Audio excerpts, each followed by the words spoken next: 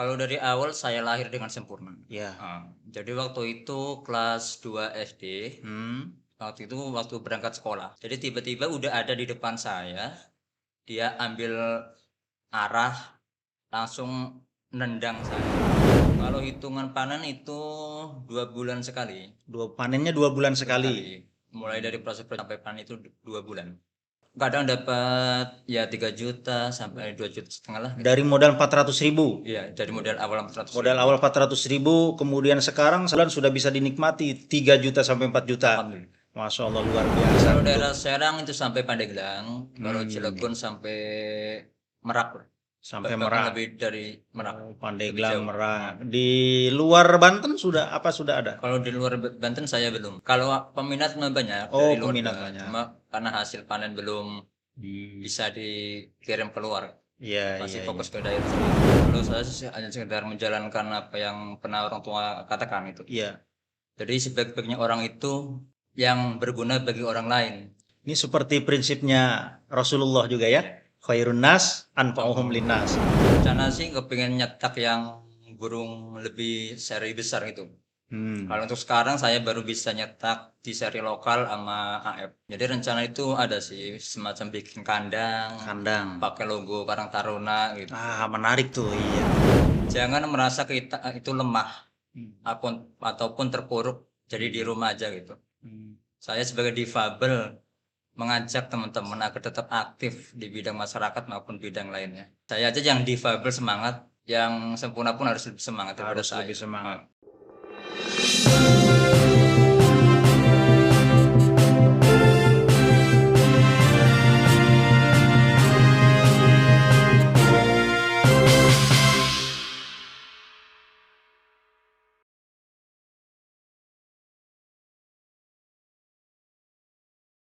Assalamualaikum warahmatullahi wabarakatuh. Salam setia kawanan sosial. Sahabat-sahabat Karang Taruna, jumpa lagi dengan saya, Bung Maksi Sahabi, dalam acara Karpods Karang Taruna Podcast. Karang Taruna Podcast adalah sebuah acara yang dipersembahkan oleh pengurus Karang Taruna Provinsi Banten yang menghadirkan diskusi seputar pengembangan permasalahan sosial dan pemberdayaan generasi muda. Sahabat-sahabat Karang Taruna, kali ini kita kedatangan narasumber kita, Bung Hidayatullah. Hadiatullah. Ini dari Kecamatan Keramat Watu, Desa Tonjong. Narasumber ini sengaja siang ini kita undang untuk mengeksplor hal-hal yang berkaitan dengan kemampuan atau potensi Karang Taruna di Kecamatan Keramat Watu. Namun sebelum kita ngobrol lebih jauh, jangan lupa untuk sahabat-sahabat Karang Taruna untuk like, share, dan subscribe channel Karang Taruna Provinsi Banten agar sahabat-sahabat Karang Taruna dapat mengikuti diskusi-diskusi yang tentunya sangat memotivasi dan menginspirasi. Kang Uloh saya panggilnya. Iya benar. Oke, Kang Uloh, selamat siang. Bagaimana kabarnya, sehat? Alhamdulillah. Alhamdulillah sehat ya. Kang Uloh ini datang dari Desa Tonjong. Kecamatan Keramat Watu. Iya. Kang Uloh ini pengurus Karang Taruna di Kecamatan Keramat Watu. Ini ya bidang ekonomi. Bidang ekonomi. Oke, bidang ekonomi kreatif ya. Karang Taruna di Kecamatan Keramat Watu. Kang Uloh ini selain aktif di organisasi, sehari-harinya juga memiliki kegemaran untuk peternak burung. Iya. Oh, burung apa saja Bung Uloh, Kang Uloh? Saya fokus di burung kenari. Oh, burung kenari. Enggak di burung-burung yang lain? Yang lain enggak. Kan banyak jenis-jenis burung. Banyak. Kenapa hanya satu titik lokusnya di burung kenari? Ya satu karena emang hobinya di kenari. Oh, dari hobi ya. Oh. Atau ada keunikan dari burung kenari sehingga keunikan itu jelas mulai dari bunyi suara burungnya. Suara burungnya yang terlalu seperti apa suara burung kenari itu, Kang Uloh? Nah, kalau bisa ditirukan sih susah gitu. Oh, susah ditirukan. Takutnya sahabat-sahabat Karang Taruna ingin mendengar gitu ya. Tapi nanti bisa uji burung kenarinya untuk disuarakan? Bisa? Kalau di video ada. Oh, ada di video. Oke, nanti sahabat-sahabat Karang Taruna bisa menikmati suara burung kenari hasil olahan Kang Ulo ini di video yang Iya, akan diberikan, ditayangkan. Oke, Kang Ulon, sebelum kita jauh ke membahas burung kenari Iya. atau peternakan burungnya, ini saya melihat Kang Ulo ini semangat sekali dalam beraktivitas. Padahal di sini Kang Ulo, mohon maaf ya, memiliki keterbatasan secara fisik ya. Tapi tidak secara mental Kang Ulo ya. Secara fisik keterbatasan.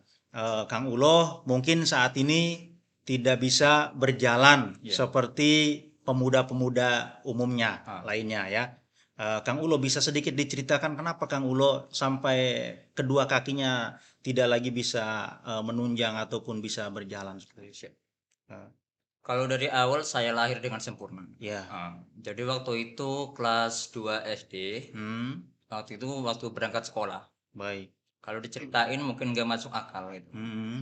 Jadi waktu itu saya berangkat dari rumah sampai jalan itu kondisi jalan sepi. Cuma ada satu teman. Iya. Waktu itu saya berangkat, teman pulang. Iya. Waktu saya kan nanya mau kemana? Pulang dulu. Iya. Nah, tiba-tiba di situ ada satu orang lah, bisa disebutkan kalau menurut saya itu bukan manusia.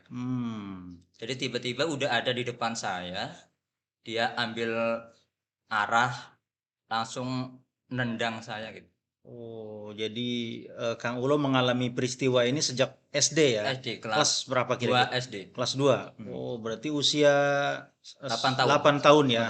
8 tahun. 8 sampai 9 tahunan ya. Oh, Kang Ulo jadi sejak SD mengalami sakit kakinya ya. Ya, jadi setelah itu saya terpental gitu. Akhirnya ada temen yang ngeliat. Waktu itu saya bangun, akhirnya temanku nanya, kenapa kamu terjatuh? Saya langsung jawab, itu ada yang nendang, itu orangnya. Tapi teman nggak bisa ngeliat.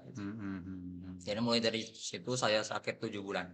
7 bulan. Lalu kemudian akhirnya kaki Kang Ulo tidak bisa bergerak sampai hari ini ya. Sehingga untuk menunjang aktivitas Kang Ulo perlu alat bantuan kursi roda ya.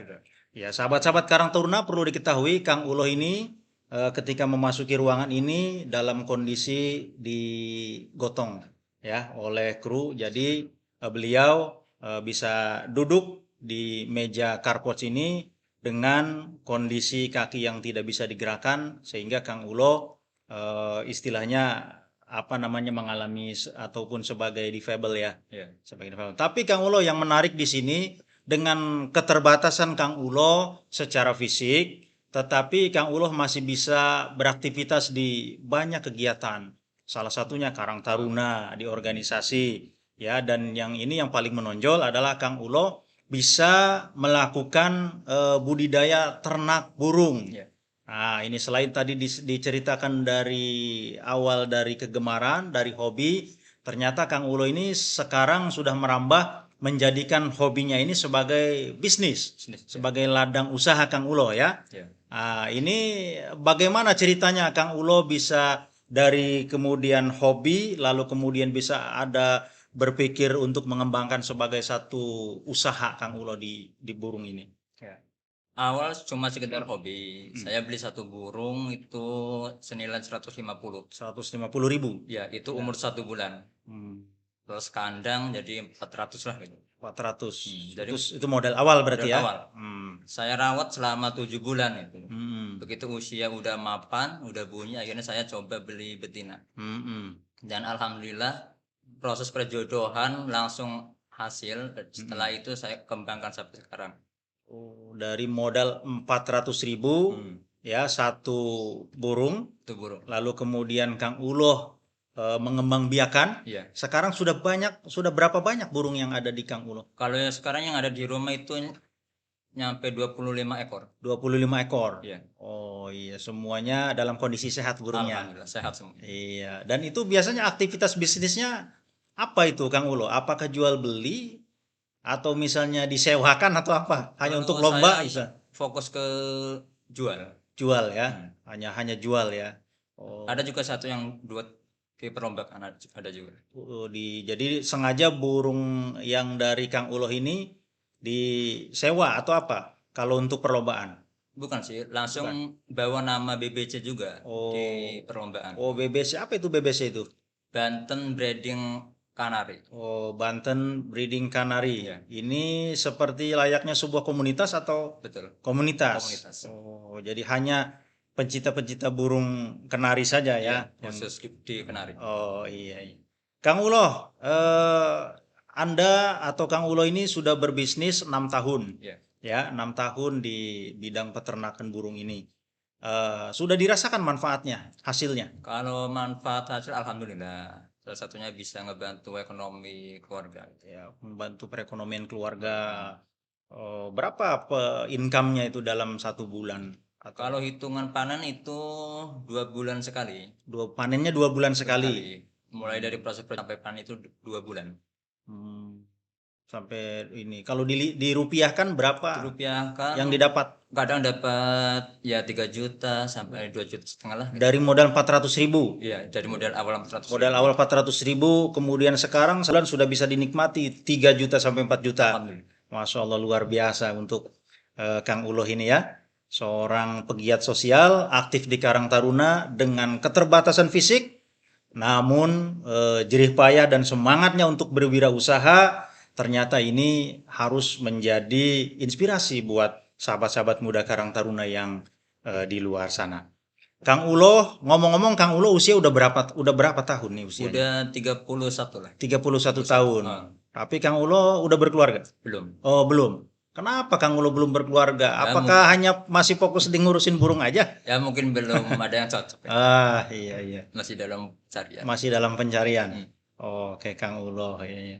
Kang Uloh, bisnis Kang Uloh ini tentu ini kan banyak yang orang mencari ya, Iya. yang sesama hobi burung kenari terutama ya, khusus di burung kenari.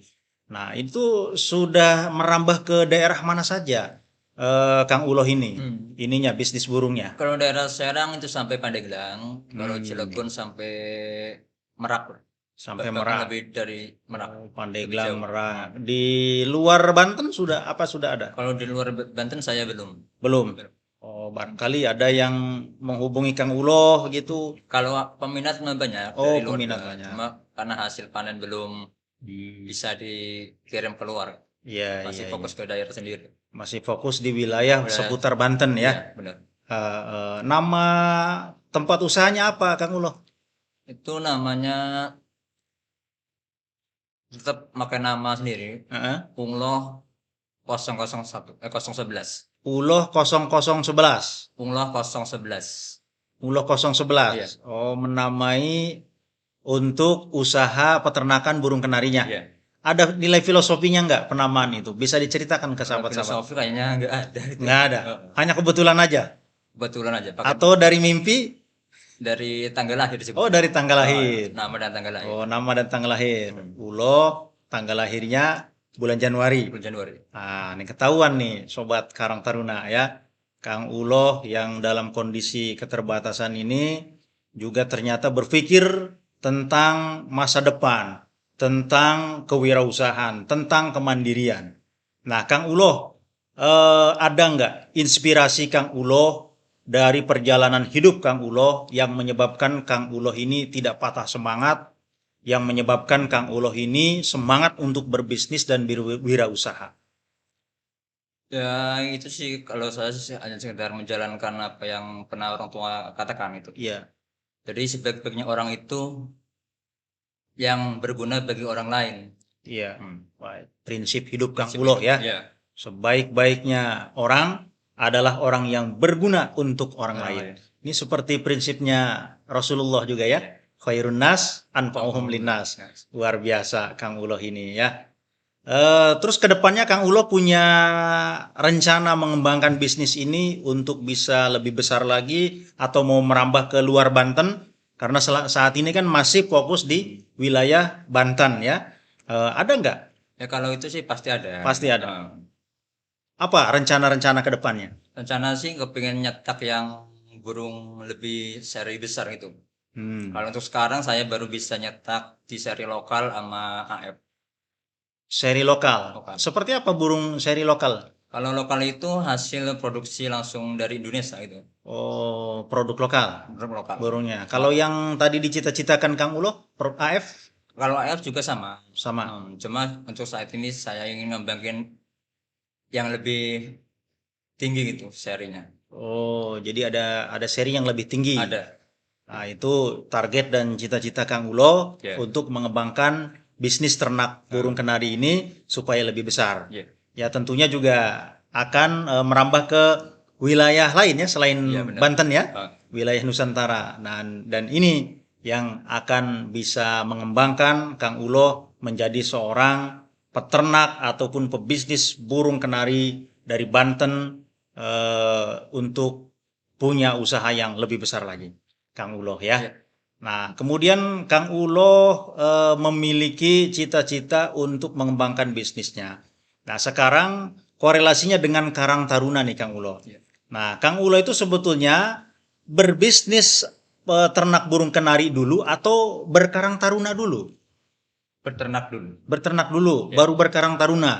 Oh, bukan menemukan pemikiran bisnisnya di Karang Taruna, bukan? Bukan. Berarti ini mengembangkan bisnisnya di Karang Taruna. Ya, betul. Nah, apa yang Kang Ulo akan kembangkan untuk kewirausahaan di Karang Taruna dari yang Kang Ulo miliki sekarang?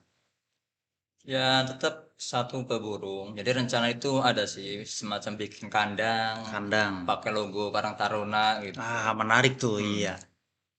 Bikin kandang, terus dikasih logo Karang Taruna. Ya, betul. Sebagai bentuk pengabdian Kang Ulo di Karang Taruna ya. Karena selama ini Kang Ulo juga sudah bertemu dengan para inspirator yang lain juga di Karang Taruna, sehingga Kang Ulo punya cita-cita dan mimpi lebih besar lagi ya tentunya ya. Jadi sahabat Karang Taruna di Provinsi Banten ini ternyata sudah memberikan inspirasi buat para pejuang-pejuang seperti Kang Ulo ini ya, di tengah keterbatasan fisik, namun beliau masih terus semangat untuk mengembangkan kewirausahaannya. Mungkin pesan yang lain dari Kang Ulo untuk sahabat-sahabat Karang Taruna, khususnya generasi muda di Indonesia umumnya, tentang tujuan hidup dan semangat memelihara harapan di tengah keterbatasan itu seperti apa? Ini penting sekali buat generasi muda. Silakan. Ya, pertama khusus buat para difabel, Kota Serang atau seluruh Indonesia. Ya. Jangan merasa kita itu lemah ataupun terpuruk jadi di rumah aja gitu. Saya sebagai difabel mengajak teman-teman agar tetap aktif di bidang masyarakat maupun bidang lainnya. Kalau untuk di Karang Taruna, saya sendiri alhamdulillah semangat gitu. Semangat ya. Saya aja yang difabel semangat, yang sempurna pun harus lebih semangat. Harus lebih semangat. Iya, luar biasa Kang Ulo ya, memberikan catatan motivasi buat kita sahabat-sahabat Karang Taruna untuk menjalani kehidupan ini dengan ikhlas, dengan penuh harapan, dengan penuh impian, namun juga harus disertai dengan tindakan. Ya, Kang Ulo ya, karena harapan itu ya hanya sebatas angan-angan jika tidak disertai dengan tindakan. Lain sebaliknya, ketika harapan itu disertai dengan tindakan dan upaya seperti Kang Ulo ini, maka akan menjadi sebuah kenyataan yang tidak mungkin akan menjadi satu bentuk kekuatan energi buat kita. Ya, sepakat Kang Ulo ya? Sepakat. Baik Kang Ulo. Selain Kang Ulo melakukan aktivitas berternak burung kenari ini, boleh saya sedikit tanya-tanya bergeser ya? Aktivitas yang lainnya apa yang Kang Ulo lakukan selain beternak? Selain berternak, saya di rumah itu sebagai guru ngaji. Guru ngaji? Iya. Iya, luar biasa. Kedua, saya juga salah satu anggota Marawis atau pengurus Marawis. Dan ketiga, saya aktif di masyarakat, terutama di bidang PHBI. Oh, sering membangkitkan semangat-semangat generasi muda di tempat Kang Ulo tinggal untuk aktif ya, untuk aktif berorganisasi dan mengabdi. Dan kebetulan saya juga adalah ketua Risma di kampung. Oh, apa itu Risma itu? Remaja Islam Masjid Remaja Islam Masjid di Kampung Kasuban. Kasuban, Ya. Desa Tonjong, Tonjong. Kecamatan Kramat Watu. Luar biasa. Sahabat-sahabat Karang Taruna, Kang Ulo ini ternyata bukan hanya sebagai sosok pekerja keras di bidang kewirausahaan, namun Kang Ulo ini juga dikenal sebagai pemuda yang aktif di kampungnya, selalu menggerakkan semangat generasi muda untuk berpartisipasi dalam kegiatan sosial kemasyarakatan. Dan Kang Ulo saat ini lebih banyak aktif di Karang Taruna, Desa Tonjong, Tonjong. ya, Kecamatan Kramat Waktu. Luar biasa Kang Ulo ya. Baik sahabat-sahabat Karang Taruna, Kang Ulo ini memiliki mimpi untuk mengembangkan kewirausahaannya di bidang ternak burung kenari. Kang Ulo mau nggak kira-kira kalau ada investor ataupun sahabat-sahabat Karang Taruna yang memiliki kesamaan untuk berbisnis ini, mau nggak untuk bekerja sama kira-kira? Insya Allah siap. Insya Allah siap. Nah, itu sudah ketemu belum investornya? Kalau investor belum. Belum. Boleh disampaikan sama Kang Ulo di forum ini apa yang akan Kang Ulo kembangkan nanti ketika ketemu dengan investor, ketika ketemu dengan orang yang memiliki kesamaan hobi untuk berwirausaha di peternakan burung kenari ini. Silakan disampaikan. Ya, pengen saya gini, semoga ada investor ya. Kepengennya kerjasama itu di bidang ternak, terutama yang saya katakan ingin ngembangin burung yang tingkat seri lebih besar gitu. Tingkat seri yang lebih besar. Karena kalau kita mau ngembangin yang tingkat seri itu harus punya burung dari luar negeri gitu. Ada burung dari luar negeri? Ada. Itu bisa nyiptain burung lebih seri besar. Seperti burung Yorkshire atau SF gitu. Ada berapa jenis banyak burung kenari? Banyak Kang itu. Ulo? Banyak. Banyak ya? Banyak. Oh, saat ini yang menurut Kang Ulo bisa membangkitkan usaha Kang Ulo untuk lebih besar, perlu berapa ekor burung? Ya, kalau untuk pejantan itu paling dikit 5 jantan lah. 5 jantan. 5 jantan. Kalau untuk betina ya nyampe 50 juga bisa. 50 ya? 50 ekor. 50 ekor untuk betinanya. Iya. Pejantannya 5. Itu baru Kang Ulo bisa mengembangkan ke lebih besar lagi. Termasuk dengan burung yang luar negeri tadi. Luar negeri, iya. Ya, mudah-mudahan harapan Kang Ulo ini bisa didengar nih atau sedang didengarkan oleh para pecinta burung ya, ataupun para investor untuk bisa bekerja sama dengan Kang Ulo sehingga bisnis Kang Ulo bisa lebih maju lagi, bisa lebih besar lagi, dan tentunya bisa merambah ke seluruh Nusantara. Sehingga Kang Ulo bisa membawa nama Karang Taruna lebih besar lagi ya. Karena cita-cita Kang Ulo tadi ingin membranding usaha burung kenarinya ini dengan label Karang Taruna. Ya, mungkin tidak hanya kandang burungnya. Ya, bisa saja tadi ya. Mulai dari tempat, kemudian jenis burungnya ditambahin lagi tuh, ada embel-embel Karang Tarunanya gitu ya. Iya, baik Kang Ulo ya. Nah, oke, terakhir Kang Ulo, ada pesan khusus untuk sahabat-sahabat Karang Taruna Provinsi Banten ya dalam mengembangkan kewirausahaan dan bisnis seperti yang Kang Ulo geluti ini. Apa kiat-kiat untuk bisa berbisnis seperti Kang Ulo? Ya, untuk itu sih saya harap kepada teman-teman lah gitu. Untuk yang punya potensi agar diperlihatkan atau dikembangkan itu. Terutama seperti saya ini di ternak burung atau yang lain. Bisnis-bisnis yang lain juga, bisnis lainnya juga. It's okay ya, untuk sebuah kemajuan, apalagi generasi muda ya, dalam rangka kita mewujudkan harapan-harapan dan impian-impian menjadi lebih maju lagi dalam menjalani hidup. Baik, sahabat-sahabat Karang Taruna Provinsi Banten dimanapun Anda berada, luar biasa tamu kita hari ini Kang Ulo sudah bercerita dengan keterbatasan fisik yang ada, beliau semangat dan bisa memiliki sebuah usaha peternakan burung kenari dan punya mimpi, punya harapan ke depan akan lebih berkembang lagi dan lebih besar lagi, tidak hanya menjamah wilayah Provinsi Banten tetapi juga wilayah se-Nusantara.